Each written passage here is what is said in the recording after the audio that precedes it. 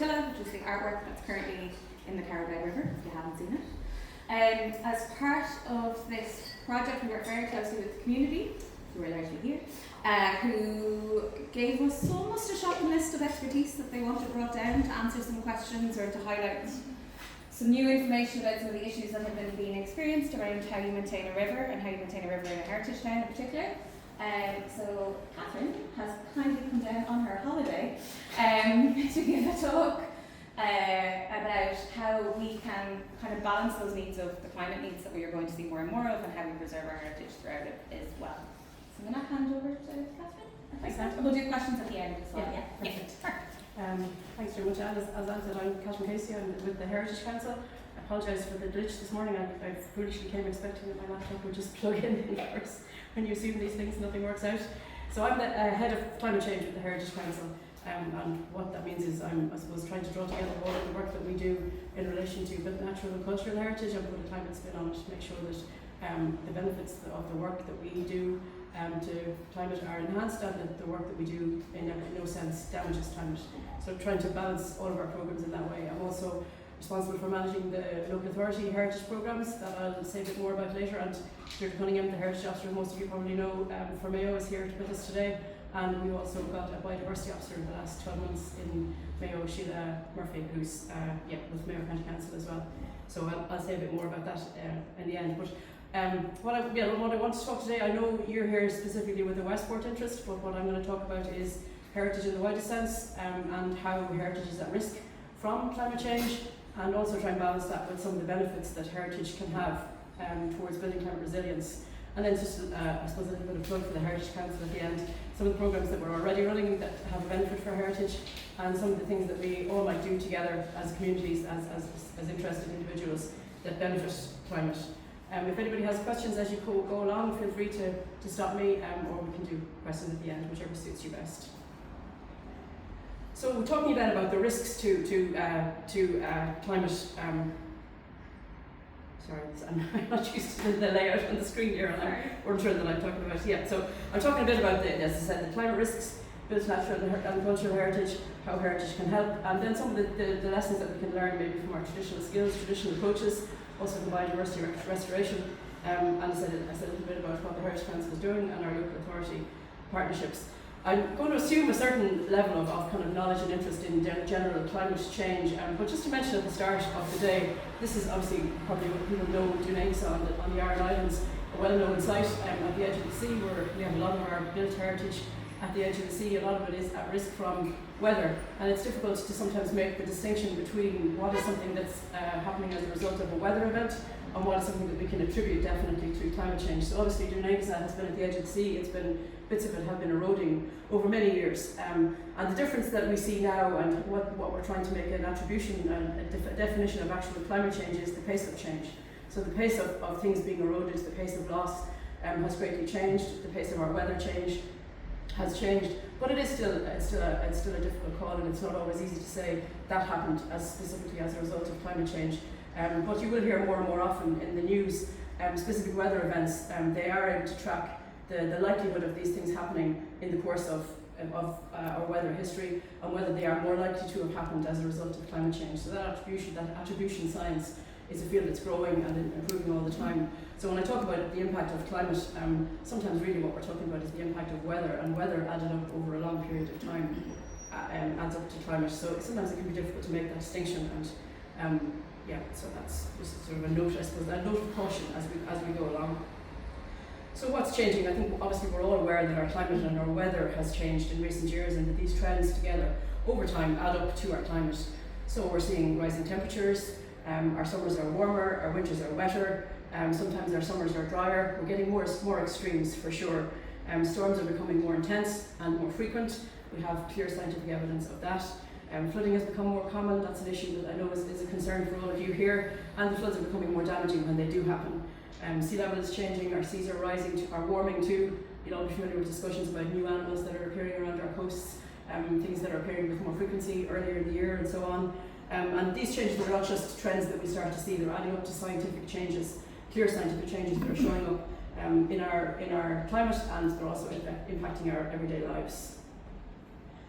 So just to talk specifically then about the impacts of these changes on our heritage. Obviously, things like flooding and storms have a huge impact on all of human life, and I'm taking that as read, and none of this is to suggest that any of these are more important or take precedence over the human impacts of heritage. We're just going to take that as read for today. But flooding, for example, on the damage on historic buildings. This is Tourvalley, well-known historic site, obviously important culturally because of its association with Yeats. It's been flooded many times in recent years, and the frequency of those floods is the thing that we're concerned about. Obviously, it's built on the edge of a river, so flooding would have been a periodic incidence throughout time, but the frequency of those floods and the length that they last is the concern that we have. Obviously, you're dealing in these situations with mortar buildings, you're dealing with stone buildings, you're dealing with lime mortar. It's potentially getting washed away in the floods as the flood water rises, and that's causing damage to the foundation stones of these buildings, which most of these historic buildings, you probably know, don't have a depth of foundation that our cement-built buildings will have. They're often sitting on the ground. The ground may have built up around them, but they can become very undermined by this kind of flood water. Also, the damage then to not just the structure of the building, but to any artefacts that are inside, to archives that might be in these buildings, to the important interiors that they have. And obviously then the flooding has an impact on habitats and species in that area as well, so it affects riverbank vegetation and species that depend on that. Coastal erosion then becoming more, it's accelerating all the time. We're losing a lot of built heritage. The coast of the southeast is kind of what's called a soft eroding coast. It's eroding periodically all the time now. The pace of change has increased, and we have a lot of evidence of that. Here on the west coast is a lot more stone, a lot harder of a coast. So what's happening here sometimes is that in more frequent storms we can have what you might call catastrophic collapse, so more rapid periodic collapses. This is a picture of the southeast in Waterford. So we're losing monuments, castles, towers, sometimes even entire stretches of the coast. Obviously, many of these places were built with the sea in mind, but they weren't, again, built to withstand the pace of change and the severity of change and the frequency of the storms that we're talking about. Likewise then, always trying to link the built and the natural heritage in these coastal areas. We're getting damage to salt marshes and dune systems, and these often protected the environment that's behind them. So the salt marshes were kind of almost our mangroves. They protected the area behind the coast from the worst effects of winter storms. And we're losing those as well as the climate changes and the erosion changes. And with that physical loss often comes a cultural loss, stories, place names and ways of life that were rooted in these coastal landscapes and coastal communities, and particularly for island communities. We know this from international examples. There are small island states which are losing entire areas of their dwelling. They're losing not just where the families live, of course, which is catastrophic, but also the folklore associated with that place, the place names, sometimes the burial grounds. And a huge cultural loss that comes with that. It's associated with people's sense of identity, their sense of belonging. So changes in the seasonal cycles, changes in farming rhythms, changes in weather patterns, they can change the context in which customs, festivals and oral traditions are developed. And folklore, music and crafts, even the way the land is used, has been shaped in the past by climate, and when that climate shifts, obviously the cultural practices linked to it can be disrupted. So it's not just an environmental issue. Obviously it's a human issue, it's an environmental issue, but it's also a threat to how communities express their identity in a particular area. General changing conditions, the increase in humidity, the increase in freeze-thaw action can cause damages to our built heritage. So stone and brick, you can see here the stone has collapsed after a particularly intense period of freeze-thaw, causing collapse in medieval buildings like churches here. Archives and collections stored in areas where they would have been safe in particular environments in previous times are suffering increasingly with mold and pest attacks. And these changes can be gradual, but over time they can be devastating. Things that maybe we don't always think about, it's not always about the catastrophic storms, but we're getting a change in our growing season. This is probably a familiar sight to most of you. The medieval church in the parish is very important to the people of the area, often covered in ivy. That's causing damage, but if the increase in the growing season means that the ivy starts growing earlier, continues growing for longer, it may be more vigorous, we might have to maybe prepare for either dealing with some of that ivy or prepare to lose some of those sites, because we will probably lose some of those sites.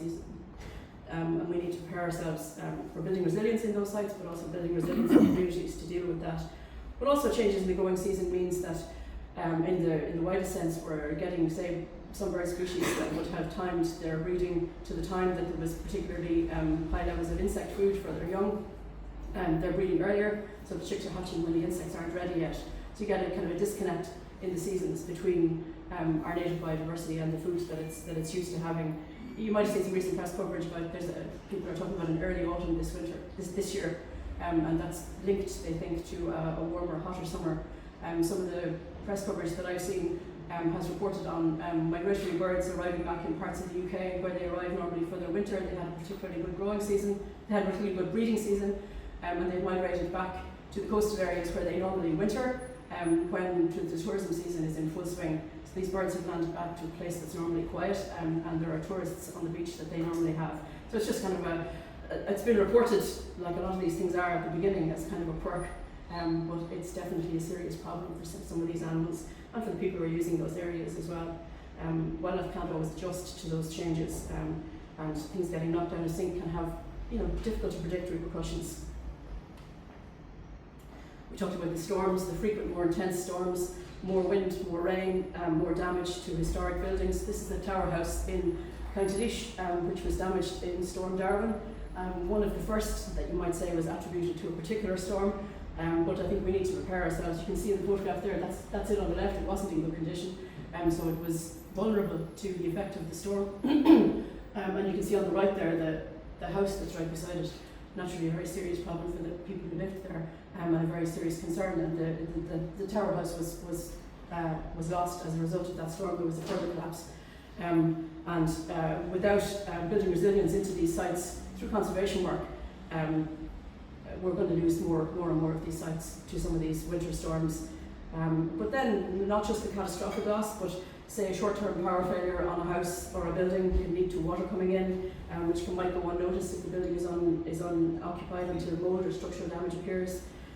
It's not just buildings, cemeteries, monuments, boundary walls are all at risk from stronger wind, more rain washing out the mortar in the walls. And after repeated damage, then there's often pressure to replace rather than to repair these sites, as happened in this case, where the building was taken down for safety's sake. It was felt that it couldn't be repaired. So a decision was made that had a catastrophic impact on the heritage for human health and safety. It has a huge impact on the character of the place, and there was a massive outpouring of grief and loss from the people that lived around this castle that had been a part of their cultural landscape for generations, and it was suddenly lost. And then there's what lies beneath the sea: wrecks, ports, ancient coastlines, drowned settlements, sites that help us to understand past societies and sea level changes over millennia. They can be vulnerable to warming waters, which increases biological decay. Stronger currents strip away settlements, leave areas exposed, or strong storms. We've all heard about the storms that have exposed archaeology on beaches that weren't previously exposed. That's very interesting, and the archaeologists, it's a tricky one because they're sometimes delighted they get to explore what's there, but obviously when it's exposed to the air, it's very, very vulnerable to damage. Some of these sites had been safe under the water for many years, and they're suddenly exposed, and there's a scramble then to conserve them before they completely decay.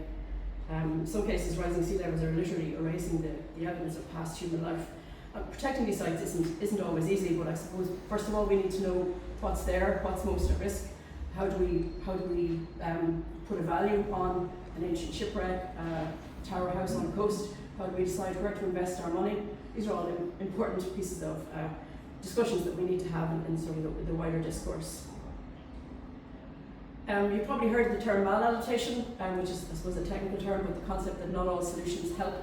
So things that we think are doing good for climate, and often can often be bad from another aspect of either heritage or climate. So trees, as we all know, are good for our climate, but not if they're planted on peatlands or on semi-natural grasslands. The picture here, it's an older picture, it shows conifers planted on bogland, but the principle is the same. Conifers are good for climate, they take carbon from the air faster than other trees, but if you plant them on peatlands, the peatland dries out and it releases more carbon and methane to the air. So it's actually, it's a mistaken attempt at helping that actually causes more damage. Flood walls can protect buildings, but they separate sometimes the river from its wetland, and they can cause more damage downstream or further upstream. And we need to be aware of all of these things before we make policy decisions. Coastal defences can block the movement of sediments. It It can protect the coast in one area, but can cause unintended consequences further down the coast. Traditional buildings, maybe we've all seen, can be lost through insensitive renovation. So with the very best of intentions, people use insulation or modern methods, modern materials to insulate a traditional building. That these methods that they're using are suitable for cement-built buildings, block-built buildings, but not for stone and mortar-built buildings. They can actually cause the buildings to decay faster and to be lost more quickly.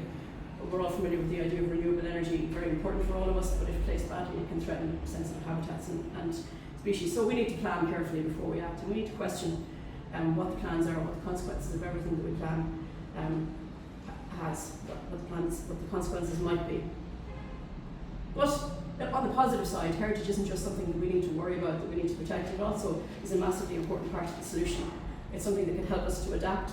Heritage in the widest sense, it's full of practical knowledge, tested by time. It can guide us in how we respond to climate change, and there's a huge amount of value in seeing heritage not as something fragile that we always have to protect at all costs, but something that can guide our resilience in an integrated way, looking at all of heritage together. We're all familiar that peatlands can store carbon, they can regulate water, and when healthy, that's the important thing. They can help us with both climate and reducing flooding. When they're unhealthy, when they're drained, they can actually do the opposite. They're causing more problems with climate.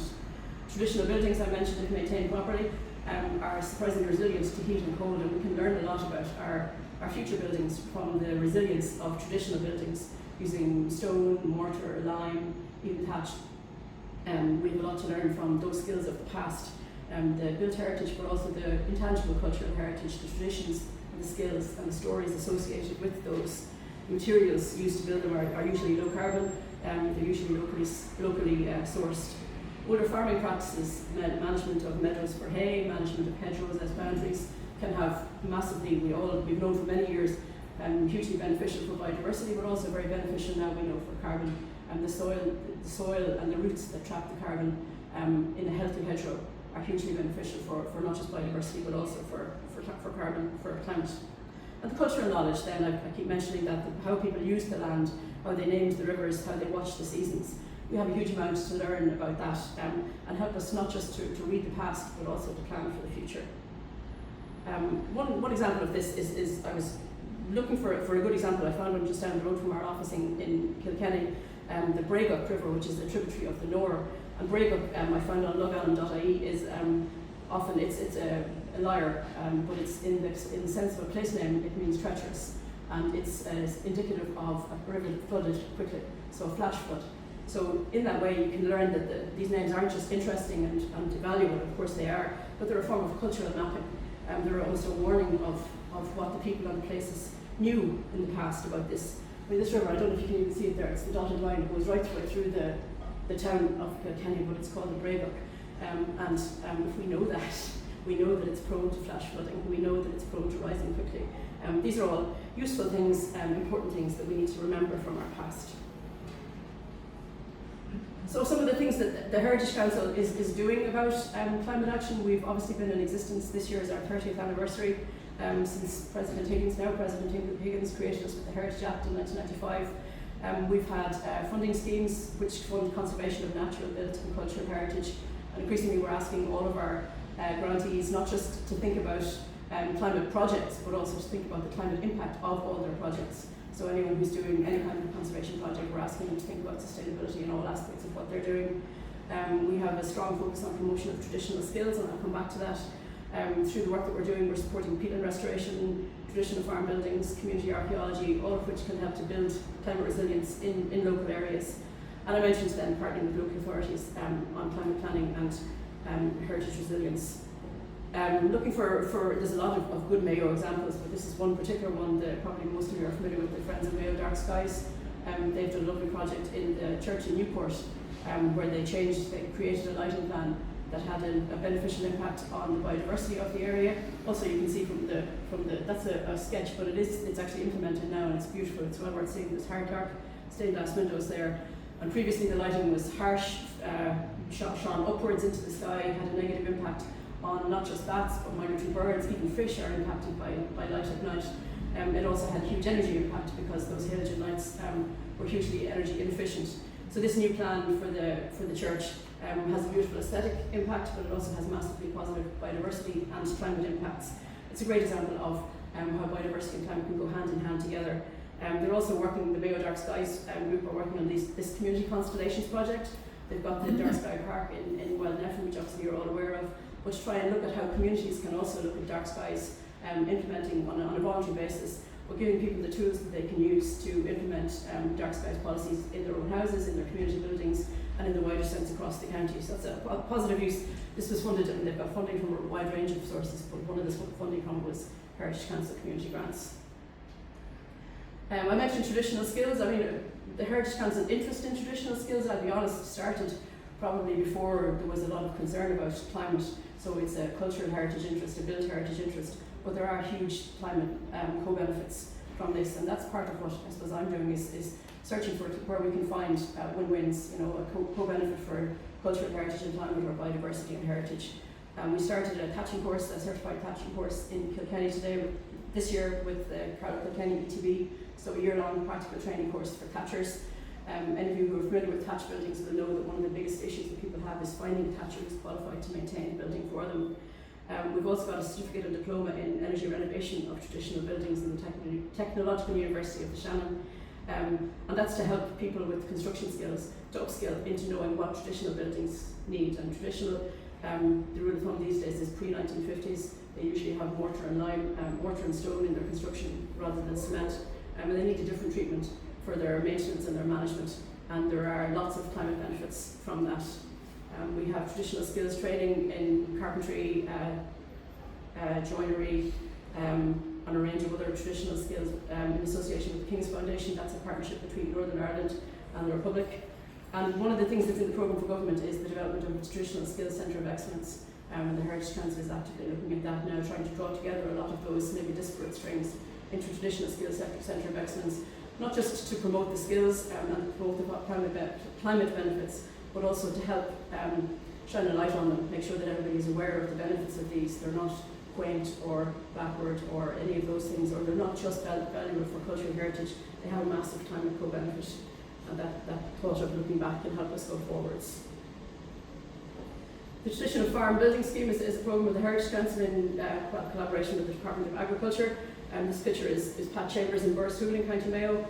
He used the Traditional Farm Building Scheme to fund the conservation of a byre that he was planning to take down, but the scheme was able to help him to conserve it in the very traditional sense.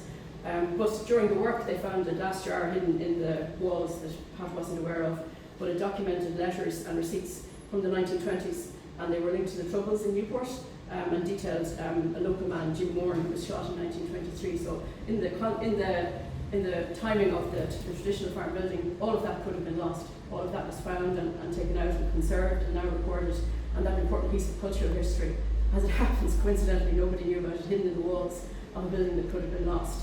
It's a precarious but really a good story.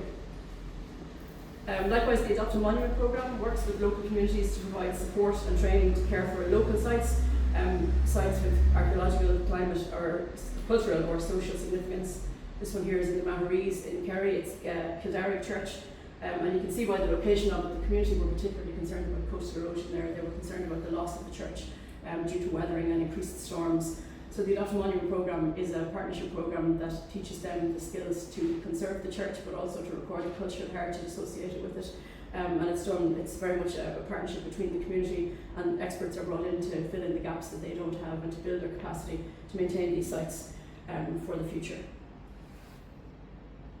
And as I said at the beginning, none of this happens in isolation. The Heritage Council is delighted to work in partnership with local authorities across the country. We've had heritage officers in place for 25 years now, and we're adding biodiversity officers in the past 2 years. And as I say, you've just had one in Mayo for a short time. People are on the ground bringing heritage and climate together.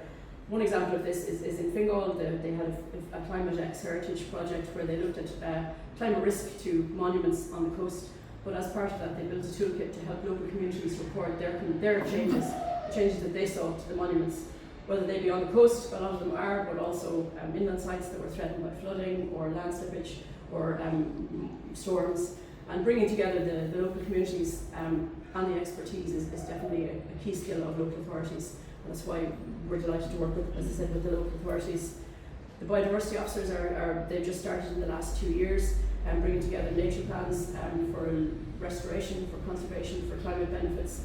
And as I said, you're lucky here at Mayo to have 2 excellent people. Deirdre Cunningham is here, and Sheila Murphy, and they're working closely together on things like Heritage Week. So this is Heritage Week. I don't know if that's something that's in your consciousness, but this is towards the end of Heritage Week. There's been, I think, over 90, is that right, events across Mayo this year for Heritage Week, and Deirdre coordinates all of that. And she has been involved also in biodiversity. They work together in Mayo, the Wetlands of Mayo project, which was started by Deirdre, and now the conservation of those sites will be carried forward by Sheila as she works through the Wetlands project. One final project I just wanted to mention is the Discovery Programme, which is an archaeological research body that took on an Ireland Wales project looking at climate impact on monuments, coastal monuments, and this is one. It's a 3D model that they created of a monument and a sort of a monument landscape down in Kerry, and you can see there the parts of it are marked. On the online site you can go in and look at the recent climate impacts. There's a recent rockfall there, and what they're doing in some of these sites is, in the expectation that we won't necessarily be able to save them, they're recording them so that at least we have the full record of all of the monuments that are there, but also they're putting in monitors to see the pace of change and record what we can about the rate of change at these sites, and try and prioritise conservation works where it may be possible to save some sites and where it's not, then to record not just the stone but also the place names, the field names, and the stories associated with those. So it's a great example of how science, heritage and climate can come together in practice. And for yourselves, I suppose you're already doing it. What can communities do? Communities do and can protect and care for local buildings, for their peatlands and for their local landmarks. People are reviving traditional land practices that support biodiversity, and bodies like ourselves can help with funding for that, for training, for capacity building. Many local communities are recording and sharing their knowledge of place and climate change. And one thing that people can all do, that all of us can do as I suppose as citizens, is raise our voice. And in the context of what I'm asking here is just ask when something is planned, a change is planned. Is this going to benefit climate? Does it have any potential downsides? Is it going to benefit all of our heritage? Is it possible that we're sacrificing one element of heritage to protect another? Is that a decision we want to make? Make sure that all those questions are asked of your elected representatives, of your local operatives that are working for state agencies and semi-state agencies, local authorities. Ask the question, get involved, use your voice. And then on a more practical level, get involved in local surveys, in festivals like the Testing the Water project that you're all involved in, school programmes, local plans. I feel like I'm preaching to the converted a little bit here because you're all already involved. One of the other things that you can do, and I think Alan will probably be doing, is to share that experience so that other communities can learn from your experience here, learn from your successes as well as your mistakes, and do things differently, maybe do things better the next time in a different location. Small actions grounded in local knowledge can make a big difference. It can help us to adapt in ways that can respect and protect our heritage as well as our future. So thanks very much for your time. That was a quick trip through.